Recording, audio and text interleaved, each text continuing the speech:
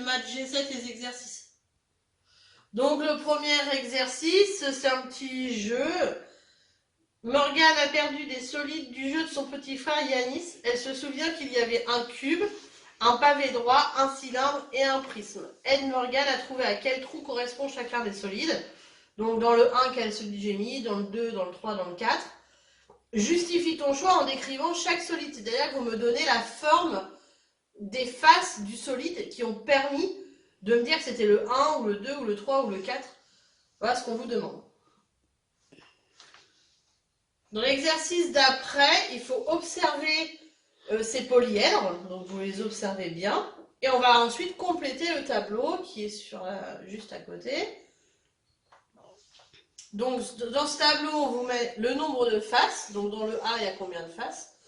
Le nombre de sommets, le nombre d'arêtes et la forme des faces. Est-ce que c'est des faces carrées, rectangles? Attention, des fois, il y a plusieurs formes de faces. Pour vérifier que ça fonctionne, une fois que vous l'avez fait, le tableau, vous vérifiez que le nombre de faces plus le nombre de sommets, c'est égal au nombre d'arêtes plus 2. Donc ça fonctionne dans tout le tableau. Dans l'exercice j'applique page 154, vous avez une petite jeu de construction ici. On vous dit de nommer les différents solides de cet assemblage et de donner leur nombre. Par exemple, le jaune ici, c'est un pavé droit, donc il y a combien de pavés droits dans la figure, etc., etc. Parmi ces solides, lesquels ne sont pas des polyèdres, donc ceux qui ont des formes arrondies. Pourquoi? Je viens de le dire. Parmi les polyèdres de cette figure, lesquels ont exactement 6 faces, 8 sommets et 12 arêtes.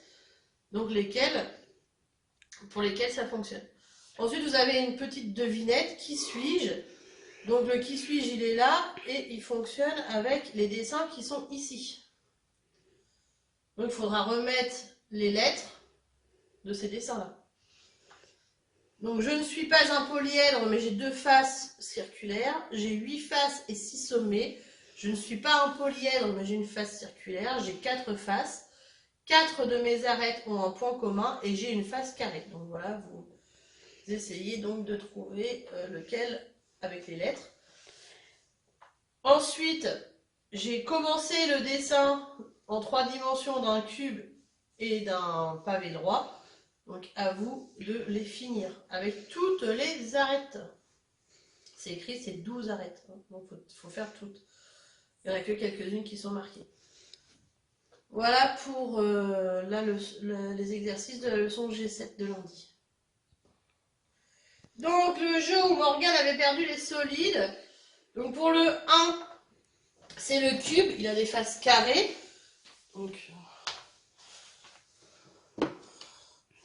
on a bien le cube qui a une face carrée, donc c'est lui qui est rentré dans la partie 1.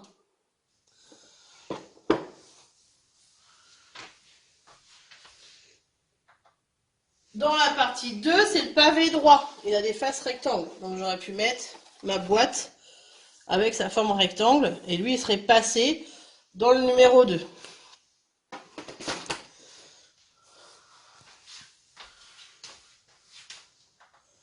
Dans le 3, c'est le prisme. Il a des faces triangulaires. Donc ici, on a bien un triangle. Donc j'aurais pu le poser directement à l'intérieur. Comme ça, il serait rentré.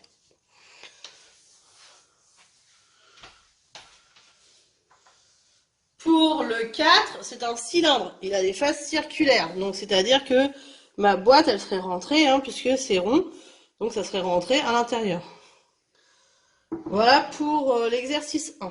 Pour l'exercice 7, page 155, il fallait remplir le tableau.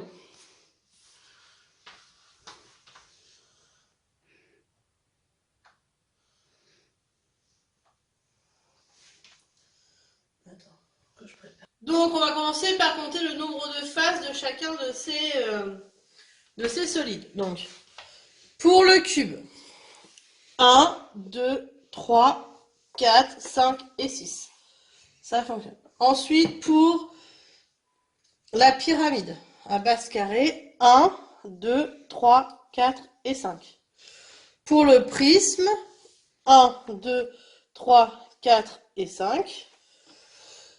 Pour le parallélépipède rectangle, pour le pavé droit, 1, 2, 3, 4, 5 et 6. Pour le tétraèdre, 1, 2, 3, 4. Le nombre de faces pour celui-là qui a une face donc hexagonale. Donc 1, 2, 3, 4, 5, 6, 7 et 8. Donc voilà pour les faces. On va faire le même exercice pour les sommets. Donc le nombre de sommets de mon cube, 1, 2, 3, 4, 5, 6, 7 et 8. Le nombre de sommets de ma pyramide à base carrée, 1, 2, 3, 4 et 1, 5. Le nombre de sommets pour mon prisme, 1, 2, 3, 4, 5, 6. Le nombre de sommets pour mon pavé droit, 1, 2, 3, 4, 5, 6, 7 et 8. Le nombre de sommets pour mon tétraèdre, 1, 2, 3, 4. Et le nombre de sommets pour cette figure hexagonale, donc 1, 2, 3, 4, 5, 6, 7, 8, 10, 11 et 12. Donc il y en a 12. Pour le nombre d'arêtes, donc le nombre d'arêtes pour mon cube, 1, 2, 3, 4, 5, 6, 7, 8, 9, 10, 11, 12. Pour ma pyramide, 1, 2, 3, 4, 5, 6, 7, 8. Pour mon prisme, 1, 2, 3, 4, 5, 6, 7, 8 et 9.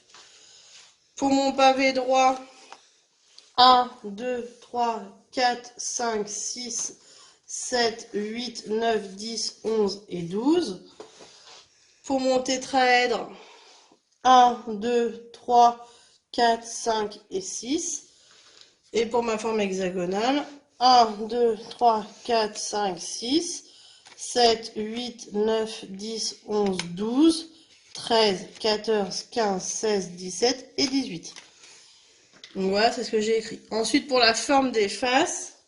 Pour la forme des faces, donc pour mon cube, elles sont toutes carrées. Pour ma pyramide à base carrée, elles sont carrées et triangles. Pour mon prisme, elles sont triangles et rectangles. Pour mon pavé droit, elles sont rectangles. Pour mon tétraèdre, elles sont toutes triangles. Pour ma forme hexagonale, là, c'est hexagone et rectangle. Voilà pour cet exercice-là. Celui-ci. Donc, pour cette figure, on vous dit nomme la différence solide de cet assemblage et donne leur nombre. Donc, pavé droit, 1, 2, 3, 4 et 5. Les cubes, 1, 2, 3, 4, 5, 6, 7. La pyramide à base carrée, il y en a 1, 2, 3. La sphère, 1. Et le cône qui est ici, il y en avait 1. Ensuite, on vous dit parmi ces solides, lesquels ne sont pas des polyèdres et pourquoi.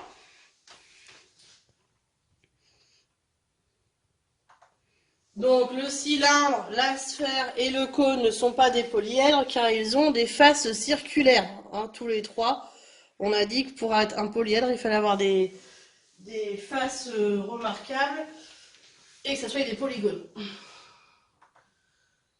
Ensuite, parmi les polyèdres de cette figure, lesquels ont exactement 6 faces, 8 sommets et 12 arêtes, donc le pavé droit et le cube, ont exactement 6 faces, 8 sommets et 12 arêtes. Voilà pour cet exercice. On passe à l'exercice 11, page 150. Je ne suis pas un polyèdre, mais j'ai deux faces circulaires, donc c'est le A. C'est pas un polyèdre, il a deux faces circulaires. C'est pas celui-ci parce qu'il a qu'une face circulaire. J'ai 8 faces et 6 sommets, donc celui qui avait eu, c'était 1, 2, 3, 4, 5, 6, 7, 8. 1, 2, 3, 4, 5, 6. Donc c'est bien le D. Je ne suis pas un polyèdre, mais j'ai une face circulaire, ben, il me reste le E. C'est le cône. J'ai 4 faces, donc c'est le B. 1, 2, 3, 4. Et 4 de mes arêtes ont un point commun et j'ai une face carrée, donc c'est celui-ci. Les 4 arêtes, elles ont un point commun. Et la base, elle est carrée. Ensuite, pour l'exercice 9, page 156, il fallait reproduire pour compléter les tracés pour obtenir un cube avec ces 12 arêtes. Donc il faut faire les 12 arêtes. Donc voilà pour le cube, j'ai déjà fait les arêtes extérieures, mais il ne faut pas oublier les arêtes intérieures. Donc voilà, maintenant il a toutes ces arêtes. Et on peut bien les compter. Hein, donc 1, 2, 3, 4, 5, 6, 7, 8, 9, 10, 11 et 12. Il y a bien les 12. Même exercice pour le pavé droit. Donc pour le pavé droit, donc c'était le même exercice. Donc 1, 2, 3, 4, 5, 6, 7, 8, 9, 10, 11, 12. Donc vous avez les 12 arêtes aussi. Voilà pour les exercices du lundi.